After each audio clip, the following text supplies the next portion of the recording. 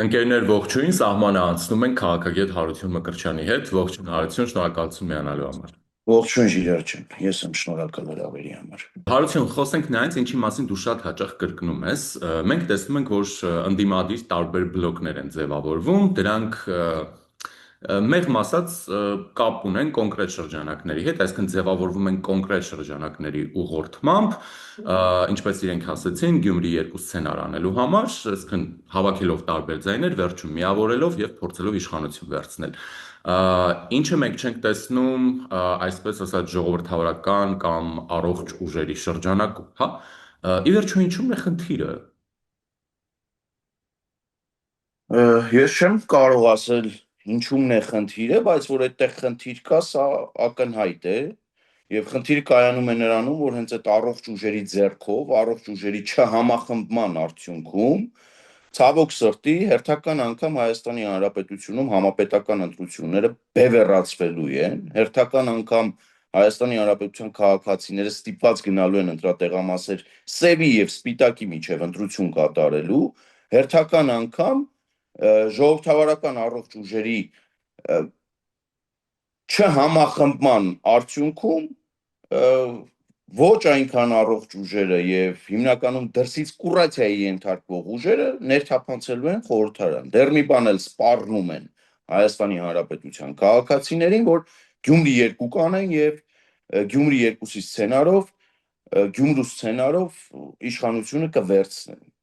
Ցավոք սրտի, սա իրատեսական տարբերակ է, եթե մենք դիտարկում ենք դաշտը ամբողջությամբ եւ քաղաքական puzzle-ը, դաշտի puzzle-ը սկսում ենք հավաքել, տեսնում ենք, որ այդտեղ առնվազն 3-ից 4 խոշոր բլոկ կա,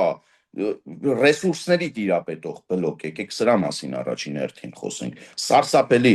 մեծ քանակի ֆինանսական ռեսուրսների տիրապետող բլոկներ կան, մեդիա ռեսուրսների տիրապետող բլոկներ կան, արտաքին աջակցություն վայելող, իհարկե հյուսիսից աջակցություն վայելող բլոկներ կան եւ այս շրջանակը հանրությանը փորձում է մոլորության մեջ գցել։ Ինչ են անում ժողովրդավարական ուժերը, դե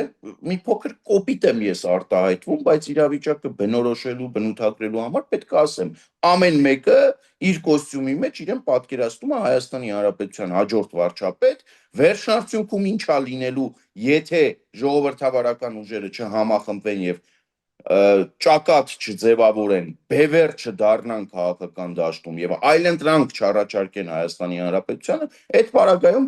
նրանցից ամեն մեկը առանձին գնալու է բաց ճակատով հարվածելու է պատին եւ լավագույն դեպքում ընտրություններից հետո շնորհավորելու է քաղաքացիական պայմանագրին, սա լավագույն դեպքում, վատագույն դեպքում 5-րդ շարասյունը գալու է իշխանության եւ Հայաստանի Հանրապետությունում ռեպրեսիաների մի նոր շրջան է սկսելու, իսկ իրենք դառնալու են այդ ռեպրեսիաների մասը, եթե մի փոքր էլի կասկած արտահայտեմ, եթե նրանք պայմանավորված չեն անում այս ամեն ինչը, եթե նրանք պայմանավորված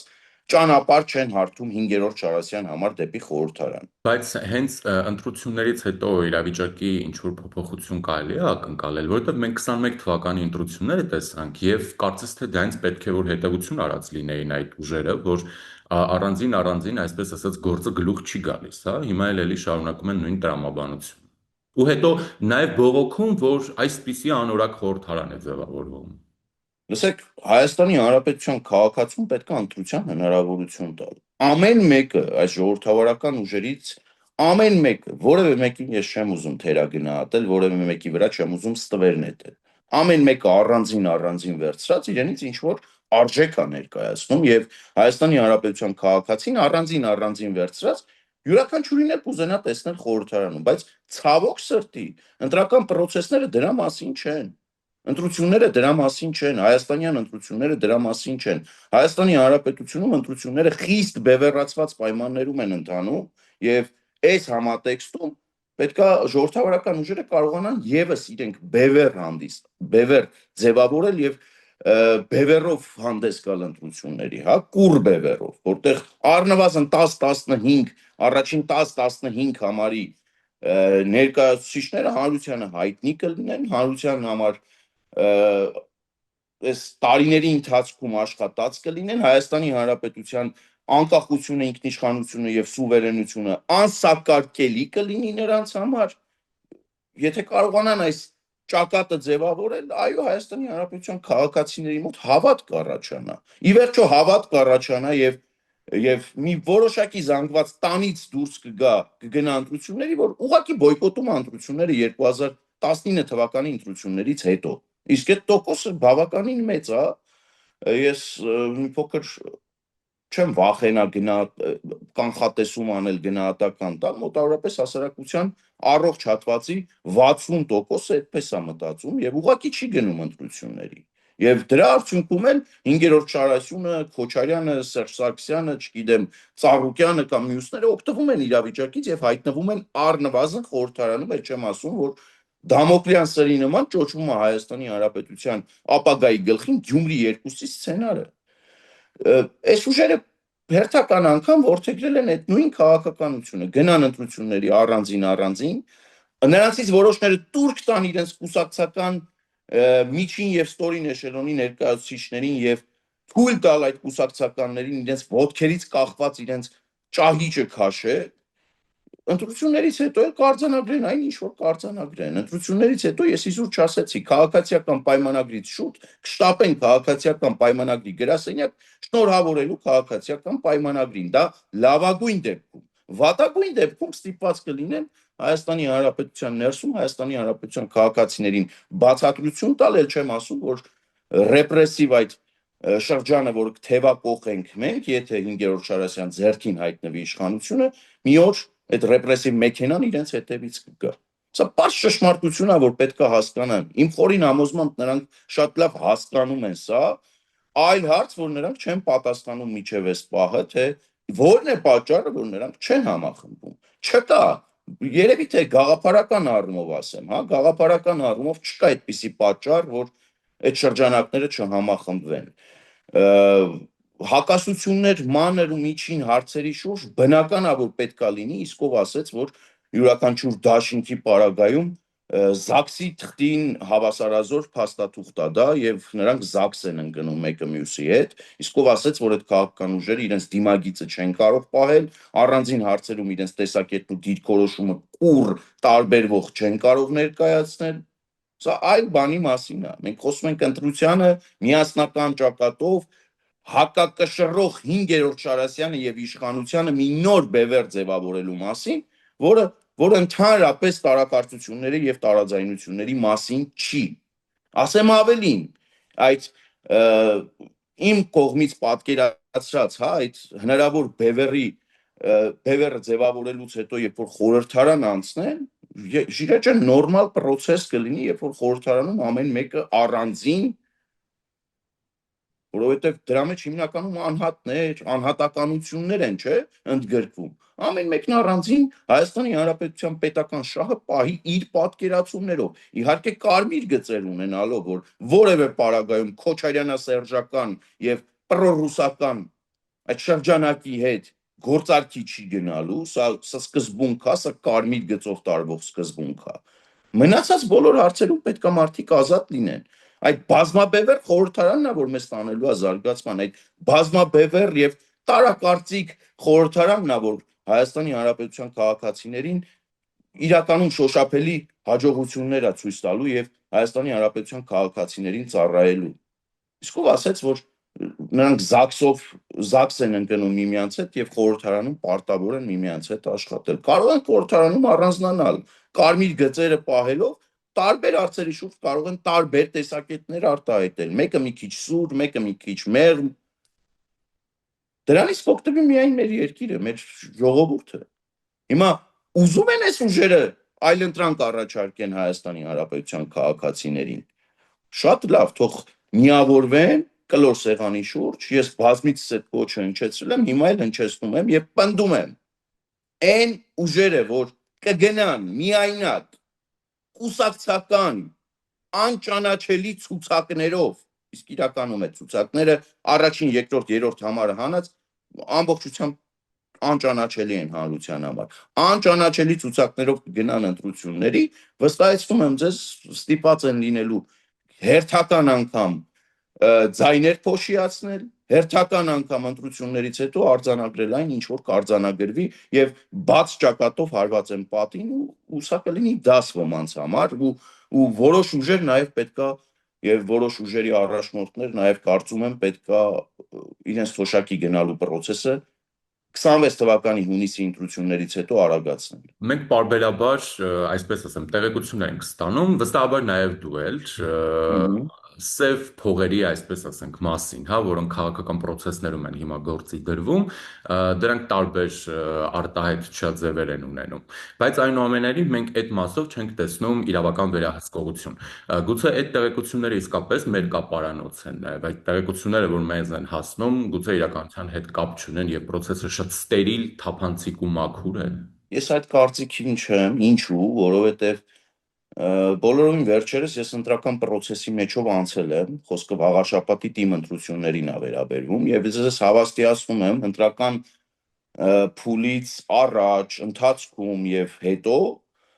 բազմաթիվ տեղեկություններ նաեւ իմ ականջին է հասել, որ վաղաշաբաթում փող են բաժանում եւ կրկին անգամ փողով ընտրական process-ների վրա ազդեցություն են որոշ ուժեր փորձում ունենալ։ Ինչ տեղի ունեցավ ընտրություններից անմիջապես հետո, մինչև այսօր վաղաշաբաթի ընտրությունների հետ կապված տասնյակ քաղաքացիներ ձերբակալվում, կալանավորվում եւ իրավապահ մարմինների կողմից ուշադրության են արժանանում, ճակերտավոր ուշադրության։ Եվ կարծում եմ սա էլ հենց այդ դեպքին է պատկանում, իրավապահ մարմինների աչքերը շատ սուր են, իրավապահ մարմինները տեսնում են, եթե ես եւ դու տեսնում ենք իրար, վստահաբար չի կարող իրավապահների աչքից դա վրիպել, նրանք էլ են տեսնում եւ կարծում եմ եւ նաեւ պահանջ եմ ներկայացնում օգտվելով առիթից, որ իրավապահ համակարգը պետքա միջև ընտրությունները միջամտի եւ թույլ չտա ընտրություններից հետո տեղի ունենա եւ post factum արձանագրողի դերում կրկին հանդես գա, միջև ընտրությունները պետքա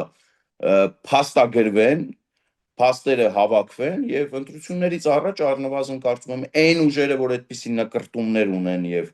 իսկ իրականում կան այդպիսի մի քանի ուժեր, այդպիսի նկրտումներ ունեն եւ շոշափելի գործողություններ են արել դեպի այդ քայլը ազդելու մարդկանց վրա, մարդկանց կարծիքի վրա եւ ընտրական process-ների վրա փողով, հովանավորչությամբ, քֆուր դնելով ընդհուպ վաղաշաբաթում մի հատ շրջանակ կար, որ մարդկանց վրա քֆուր էր դնում, որ ընտրության տաներ, բաշի բոզուկության, դուրս պրծուկության աստիճանը նայեք մարդկանց, էլի մարդկանց վրա քֆուր են դնում, հայոյանք են դնում, որ տանեն ընտրության։ Եթե այսպիսի շրջանակ կբացահայտվի, իսկ իրականում այդպիսի շրջանակներ Հայաստանի Հանրապետությունում կան, կարծում եմ կենտրոնական ընտրական հանձնաժողովն էլ այստեղ ասելիք կունենա,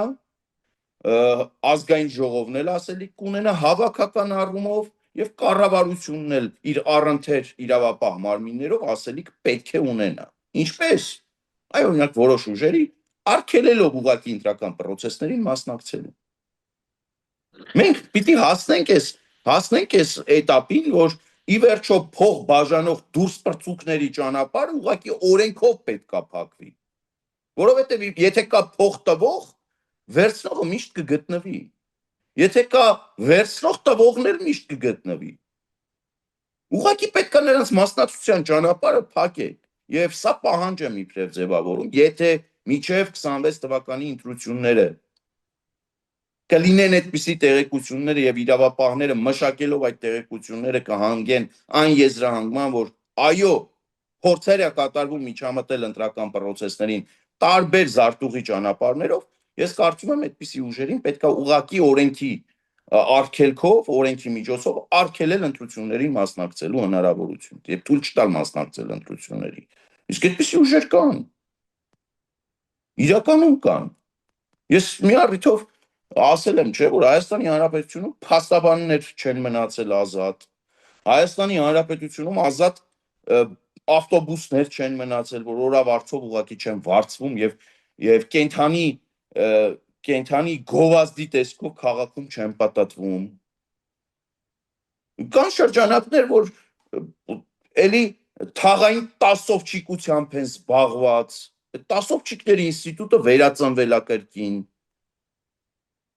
Որովհետև փող կա դրա մեջ։ որովհետև ոմանք իրենց կեղտոտ փողերը հանել են եւ շրջանառության մեջ են դրել, պատտեցնում են։ Որոշ տասովչիկների միջոցով, այդ քֆուր դնող տասովչիկների միջոցով։ Ու դրա դեմը պետք է առնել եւ կարծում եմ իշխանությունը հետեւություններ կանի եւ առաջին հերթին հետեւություն կանի Գյումրու սցենարից, հետեւություն կանի Վաղարշապատի ընտրություններից, post factum հիմա օրինակ ես իբրև մասնակից Վաղարշապատի ընտրությունների կներեք մեծ հաշվով ինձ դա ոչինչ ինձ կոնկրետ ինձ որպես տեխնացու եւ իմ ընտրողներին ովքեր ինձ ընտրել են ինձ դա ոչինչ չի տալիս որ Հայաստանի Հանրապետության քննչական կոմիտեն կամ հակակոռուպցիոն կոմիտեն բացահայտել է քֆուր դնող բաշիբոզուկ տասովչիկների ինձ բացարձակ դա ոչ մի բան չի տալիս եւ հիմա սա մտահոգություն եմ իբրև արտահայտում որ post factum արձանագրումը որևէ մեկին ոչինչ չի տալիս։ Դա պիտի լինի միջև ընտրությունները, որպեսզի ընտրական process-ները հնարավորինս թափանցիկ լինեն, հնարավորինս մարդիկ ընտրության գնան իրենց խղճով, իրենց պատկերացումներով եւ ոչ թե զարթուղի ճանապարհներով նրանց շահագրգռեն ընտրական process-ների մեջ ներգրավելով։ Ես համոզված եմ, որ առնվազն 1-2 ուժ եթե չդիմանան այդ գայթակղության, իսկ իրանք արդեն չեն դիմացել այդ գայթակղությանը եւ մտել են այդ դաշտ Հայաստանի Հանրապետության իշխանությունները պետքա գործ անեն, պետքա արգելեն օրենքով նրանց մասնակցությունը։ Նաեւ, այստեղ ուզում եմ ընդգծել, որ Եվրոպական միությունը Հայաստանի Հանրապետությանը միլիոնավոր եվրոների օգնություն է տրամադրել հենց այդ շրջանակների դեմ պայքարելու համար։ Եվ ընդհուպ նաև, երբ որ եվրոպացիները տրամադրում էին այդ օգնությունը, նաև օրինակներով էին խոսում մեզ հետ։ Մոլդովայի օրինակի մասին էին խոսում։ Իսկ Մոլդովայում ինչ տեսանք։ Ես ասեմ ավելին, մի փոքր ավելի հեռուն գնամ, ես ֆրանսիական օրինակը կարող եմ բերել։ Երբ որ Մարի Լեպենին Փարիզի նախկին քաղաքապետին ուղղակի արգելվեց ընտրական process-ների մասնակցելը։ Ուղղակի արգելվեց։ Ռուսաստանի Դաշնության հետ ինչ-որ կապեր տեսնելու պատրվակով կամ հիմնավորմամբ։ Հիմա մեր մոտ նույնը պետքա լինի, ես կարծում եմ։ Եվ այստեղ նաև, գիտես, մենք խոսում ենք քաղաքական դաշտի առողջացումից, քաղաքական դաշտում առողջ քաղաքական բևեռի ձևավորումից եւ առանձին դեպքերում նաև ես եմ մեղադրել օրվա իշխանություններին, որ օրվա իշխանությունները չեն ցանկանում առողջ բևեռ։ Կներեք գալիս է մի պահ, երբ որ այդ ուժերը պետքա քայլանեն, երբ որ այդ շրջանակները պետքա քայլանեն եւ այստեղ իշխանության դերակատարումը գրեթե չկա։ Գրեթե չկա։ Ինչու եմ ասում գրեթե, որովհետեւ անձնական կապերով պայմանավորված գուցե ոմանք խուսափում են դրանից, բայց ակնառու այդպես բացահայտ, որովհետեւ իշխանությունը չի խոչընդոտում դրան։ Կամքի բացակայություն, մեծամտություն, ահա թե ինչն է խանգարում այդ ուժերին միավորվել։ Կամքի բացակայություն եւ մեծամտություն։ Այս երկու հանգամանքը եթե դրվի մի կողմ, վստահաբար այդպիսի բևեռ կձևավորվի ու ես այն կարծիքին եմ, որ Հայաստանի Հանրապետության իշխանությունը շատ էլ ուրախ կլինի, որ խորհրդարանում մի այդպիսի բևեռ լինի։ Հակառակ պարագայում հետո դուր գալիս գնալ եւ Քոչարյանի տասովչիկների հետ խորհրդարանում ինչ որ բարձր քննարկել։ Ձեզ թվում է քաղաքացիական պայմանագրի դուրը գալիս է։ Իհարկե դուր չի գալիս։ Բայց ստիպված եմ, որովհետեւ իրենց այլընտրանք հրճակած քաղաքական ուժերը չափից ավելի շատ են իրենց հնարավորությունները գնահատում։ Գերագնահատում են իրենց հնարավորությունները, որոնք իրականում չկան։ Գերագնահատում են, ոմանք գործողությունների եւ մտքի գողությամբ են զբաղվում։ Այ օրինակ Միացյալ Նահանգների ձեռքբերումը ոմանք ասում են դե մենք գիտենք, մեզ ասել էին, մենք էինք բանակցում։ Քիչ ամնում ասեին մենք էինք բանակցում եւ մենք ենք Փաշինյանի փոխարեն ստորագրել։ Սա էլ ճիշտ քաղաքականություն չի եւ սա էլ ճիշտ մարտավարություն չի, որ ворթեգրել են որոշ շրջանակներ եւ այստեղ ես հակասություն ունեմ նրանց հետ, որ ճշմարտությունը պետք է ամեն դեպքում հաղթի։ Ճշմարտությունը դու չես կարող ուղղակի այդ ճշմարտությունը բռնաբարել, ներկայացնել այնպես, ինչպես քեզ է հարմար։ Դա Հայաստանի Հանրապետության իշխանության ձեռքբերումն է։ Բավարարում է մեզ այդ ձեռքբերումը, թե ոչ, սա այլ հարց է։ Օրինակ Հայաստանի Հանրապետության վարչապետը թրիփի համատեքստում պատկերացնում է, որ Հարավկովկասյան երկաթուղիները պետքա վերականգնեն այդ փոքրիկ հատվածը եւ Հարավկովկասյան երկաթուղիները պետքա ծառայություն մատուցեն։ Կամ բոլորովին վերջերս վարչապետը խոսում է նաեւ Հարավկովկասյան երկաթուղիների կոնսենսիոն կառավարումը այլ որևէ երրորդ բարեկամ թե Հայաստանին, թե Ռուսաստանին պետության հանձնելու մասին։ Այստեղ ես դիրքորոշման 180 աստիճան տարբերություն ունեմ։ Ես ասում եմ ոչ, Հարավկովկասյան երկաթուղիներին պետքա վռնդել Հայաստանի Հանրապետությունից որքան հնարավոր է շուտ, եւ նա թրիփի հետ ընդհանրապես կապ ունենալ չի կարող։ Ուղղակի չի կարող։ Այդ նույնն է, ոնց որ Թևանյան Անդոնն ասում է, որ պետքա թրիփի հետ համադրել Չինաստանի շահը։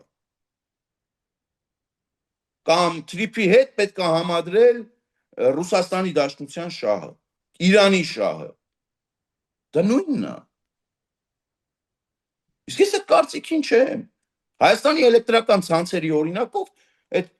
Հայաստանի Հանրապետության ներսում սարսափելի չարաշահումներով զբաղվող այդ կազմակերպությունը, սննկացման եզրին կանգնած կազմակերպությունը, պայմանագրային պարտավորվածություններ մեր առաջ կատարած կազմակերպությունը պետք է ռադը քաշի օր առաջ այստեղից։ Հաջորդը, օրինակ, ես Հայաստանի Հանրապետության ՀԱՊԿ-ի անդամակցության հարցում այս իշխանությունների հետ պատկերացումներում տարբերություն կա։ Իմ եւ իշխանությունների պատկեր։ Ես պատկերացնում եմ, որ Հայաստանի Հանրապետությունը ՀԱՊԿ-ում անելիք այլևս չունի եւ րոպե առաջ պետքա դուրս գա ՀԱՊԿ-ից։ Իշխանությունն ասում է մենք սառեցրել ենք կարգավիճակը։ Տարբերությունն է սա տեսակետների, թե ոչ։ Առողջ տարբերություն է եւ հանրության լայն շերտերի կողմից ընկալելի տարբերություն է։ Հիմա այլ հարցի անդրադառնամ, հա, օրինակ տակ ավելի սոցիալական խնդիրներին մի փոքր մարդկանց անդրադառնանք, հա։ Yandex տաքսու վարորդների խնդիրը։ Խնդիր է սա թե ոչ։ Տեսնում եք, չէ՞, պրոռուսական ինչ-որ ղաժամուժներ, մարդկանց սոցիալական ծանր կարգավիճակը իրենց ձեռքին դրոշակ են դարձրել, օգտագործում են այդ մարդկանց եւ փորձում են քաղաքական process-ների վրա կապիտալի վերածել դա։ Ես էլ եմ այդտեղ տեսնում խնդիր։ Իմ խնդիրը ի՞նչ է, եւ ես իմ չեմ առաջարկում եմ օրինակ ռուսական այդ կազմակերպությանը էլի վռնդել Հայաստանի Հանրապետությունից փոխարենը ստեղծելով ազգային որևէ փոխադրող։ Եվ այդ միլիարդավոր դրամների եկամուտը Հայաստանի Հանրապետությունից ուղղակի ամենօրյա ռեժիմով չի արտահոսի։ Տարբերություն է սա 5-րդ Շարասյան տեսակետի եւ օրվա իշխանության տեսակետի հետ, թե ոչ։ Տարբերություն է, այ այդ սրա մասին է խոսքը, որ այդ տարբերվող տեսակետի կրողները հանրության մեջ քաղաքական դաշտում կան։ Ուղղակի պետքա համախմբվել։ Համախմբվելու պարագայում ես ես վստահեցնում եմ Գյումրի երկուսն էլ կվիժեցնենք։ Հայաստանի Հանրապետության զարգացումն էլ տեմպերն էլ կարագացնենք։ Ոչ թե իշխանությանը ով էլ լինի ինքնանպատակ հայհոյելով, այդ իշխանության հետ իրական կատարված աշխատանքը շոշափելի գործողությունները ողջունելով, քաջալերելով, որտեղ որ սայթակում են եւ որտեղ որ տեսնում ես որ անթակույց Հայաստանի Հանրապետության դեմ գործողություն են իրականացնում, սարսափելի քննադատելով, էլի ինքնանպատակ չհայոյելու սկզբունքով։ Տպավորություն է, որ Հայաստանում ով ավելի բարձր հայոյում է իշխանություններին անդիմադիր է։ Ես այդ կարծիքին չեմ։ Առհասարակ այդ հայոյանքը պետքա դուրս գա։ Եթե այդ դաշտ ենք տեղափոխվում, իսկ 2026-ի ընտրություններին կարծում եմ կլինեն դրվագներ, որքան էլ որ մենք փորձում ենք էթիկայի կանոնները պահել, ամենայն դեպս ես սկզբունք ունեմ իմ համար սահմանած, какой привет ռուսերեն ասեմ, որ ավելի հասկանալի լինի։ Эльбетար ответ սկզբունքն է իմ մոտ գործում, եթե մարդիկ էթիկայի կանոնների մեջ են, կաբլիցի, շատ լավ, շարունակենք այդ մակարդակի վրա։ Եթե դուրս գան, 10 անգամ ավելի ուժեղ պատասխան կստանան։ Խոսեցիր Եվրամիության մասին, բայց ընդհանուր առմամբ, հա, արտաքին միջամտության ինչ-որ նշաններ կան այս սպասվող ընտրություններին։ Եթե հետևենք այդ ռադիկալ ընդդիմությանը, ասում են, օ, Եվրամիությունը, Միացյալ Նահանգները Թուրքիան միջամտում են մեր ներքին գործերին եւ այլն, սատարելով գործող իշխանությանը ու նման բաներ, հա։ Կա այդպիսի նշան տեսնում եք եւ առհասարակ որտեղից, եթե կա։ Եթե այդպիսի նշան կա եւ եթե այդ շրջանակները սլակներն ուղում են Եվրամիության վրա, Եվրամիությունը Հայաստանի Հանրապետությանը հատկացրել է միլիոնավոր եվրոների օգնություն, նախորդ հարցինի պատասխան ասացի, միլիոնավոր եվրոների օգնություն հիբրիդային պատերազմի դեմ կամ նրա տարերի դեմ պայքարելու համար։ Իսկ դա առնվազն Հայաստանի Հանրապետության համար անվտանգ, եթե միջամտություն են որակում դա, անվտանգ միջամտություն է։ Լավ, բարի նպատակներով միջամտությունը։ Գիտեք, երբ որ մարդը հիվանդանում է եւ խնդիրը կարիք է ունենում վիրահատական միջամտության, նորմալ բժիշկը այդ վիրահատական միջամտությունն իրականացնելիս նպատակ չի սահմանում հիվանդին սպանելու, այլ բուժելու։ Եվրամիությունը հիմա այդ բժշկի դերն է ստանձնել եւ վիրահատական միջամտությունների համար մեզ Lancet, չգիտեմ, տեխնիկական միջոցներ եւ այլն, դա է հատկացնում։ Ինչ անում մյուս թևը, ովքեր որ բողոքում են դրանից։ Ոչ մի արտառոց բան Հայաստանի Հանրապետության ներսում փորձում է կեղտոտ փողը շրջանառության մեջ դնել, կեղտոտ ճղճիմ միջոցներով, այդ թվում նաեւ երևի թե քֆուր դնողների տասովչիկների ինստիտուտ աշխատացնել ու դրա դեմ պետքա պայքարել։ Դա մետաստազ է, դա մեր պետության հարատևության համար հարատևության դեմ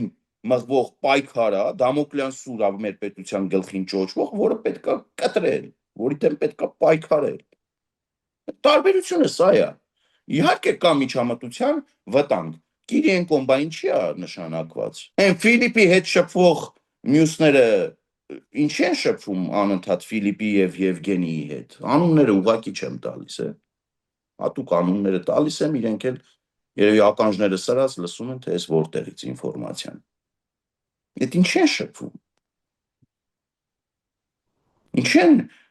Հայաստանի Հանրապետության դեմ դավեր նյութում։ Կամ որ լավ, դրանցից շատերը այդքան Հայաստանի Հանրապետության մասին մտածող են։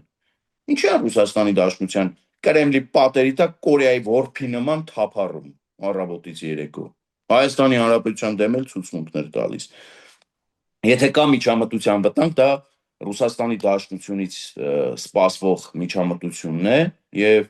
այդ կոնֆիգուրացիաների փոփոխությունը քաղաքական դաշտում համախմբումներ, բևեռներ, ճակատներ, բլոկների ստեղծում, հենց այս համատեքստում կարելի է դիտարկել։ Եթե ձեզ թվում է Թևանյան Անդոնը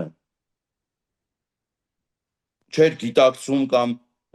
ինքը չէր ցանկանում միայնակ գնալ ընտրությունների, չարաչար սխալվում եք, ես կարծում եմ լավ էլ ցանկանում էր։ Ֆիլիպը կամ Եվգենին հորդորեցին գնալ եւ միանալ Ծառուկյանին, որովհետեւ ընդհանուր շահը, ընդհանուր նպատակին հասնելու ճանապարհին դա միջոց է։ Դա հնարավորություն է եւ պետք է այդ ճանապարհով գնալ, որտեւ այդպես է ասվել, այդպես է որոշվել առնվազն Լյուբյանկայի նկուղում։ Այդպես են որոշել ոմանք ու թելադրել են իրենց։ Եթե ձեզ թվում է Գյումրիում Մարտուն Գրիգորյանը մեծ սիրով գնաց միացավ Վարդան Ղուկասյանին, էլի չարաչար սխալվում եք, Մարտուն Գրիգորյանը որքանով որ ես եմ տեղեկացված, հա, սկզբունքային տղա էր, ուներ սկզբունքներ եւ իր ընտրողներն էլ իրեն այդ սկզբունքների համար էլ ընտրել էին։ Բայց ինչ տեղի ունեցավ։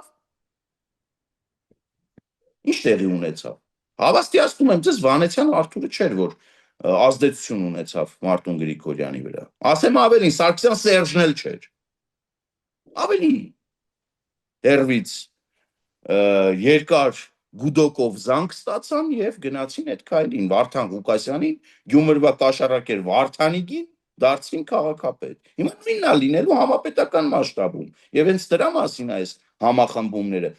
ցավալին նա է, որ բավականին հեռատես քաղաքական գործիչներ սա չեն տեսնում կամ եթե տեսնում են իրենց ձեռք չի տալիս սա ընդունեն։ Բավականին երկարամյա քաղաքական գործիչներ որդեգրել են մի քաղաքականություն, որը ջուր է լցնում 5-րդ Շարասյան ջրաղացին։ Դա չմիավորվելն է։ Ով ինչ ուզում է ասի, ընտրություններից հետո արձանագրումներ կանենք, եթե չմիավորվեն։ Եվ այդ արձանագրումներից հետո ստիպված կլինեն ոմանք կամ գնալ թոշակի, հավուր պատշաճի, կամ մենք կուղարկենք իրանց թոշակի, իրենց գրանցած արդյունքներով պայմանավորված։ Եվ իրենց քաղաքական անհեռատեսությունը հերթական անգամ իրենց առաջ դնելով։ Ես որևէ մեկի հետ անձնական խնդիր չունեմ, հատուկ եմ ուզում ընդգծեմ, որևէ մեկի տարակարծություններ բազմաթիվ ունեմ շատերի հետ, ոմանց հետ գուցե մի քանի, բայց ես պատրաստ եմ դա հարթել, դա մի կողմ դնել, որովհետև դա չի կարևորը այսօր, դրա մասին չի խոսակցությունը, 5 տարվա խորհրդարան է ձևավորվելու, Հայաստանի Հանրապետության քաղաքացին կրակը չի ընկել ոչ մեկի ձեռքը, որ գնա սև ու սպիտակի ընտրություն հերթական անգամ անի, իսկ Հայաստանի Հանրապետության քաղաքացուն ստիպում են այդպիսի ընտրություն անելու, ստիպում են քաղաքական դաշտի ուժերը, բոլորն անխտիր էստեղ, 5-րդ շարասյունը իր բլոկներով է ստիպում, իշխանությունը իր բևեռացված առանձնացող տեսակետով է ստիպում եւ արբիտր ուժ որպես այդպիսին չկա։ Իսկ հանրությունն ուզում է արբիտր տեսնի, հանրությունն ուզում է այդ խորհրդարանում մի հատ պլոճիկով տղա տեսնի, ով կասի հանգիստ վերընկի տեղը դու ես Լևոն Քոչարյան, դու ես հարգելի իշխանություն, եթե իրենք սխալ են։ Հանրությունն այդպիսի ընդդիմություն է ուզում տեսնել, առողջ ընդդիմություն է ուզում տեսնել։ Զրուցակիցս քաղաքագետ Հարություն Մկրտչյաններ, բաժանորդագրվեք ալիքին, օրվա զարգացումներին հետևեք Telegram-յան ալիքում, որի հղումը այս տեսանյութի մեկնաբանության բաժնում է։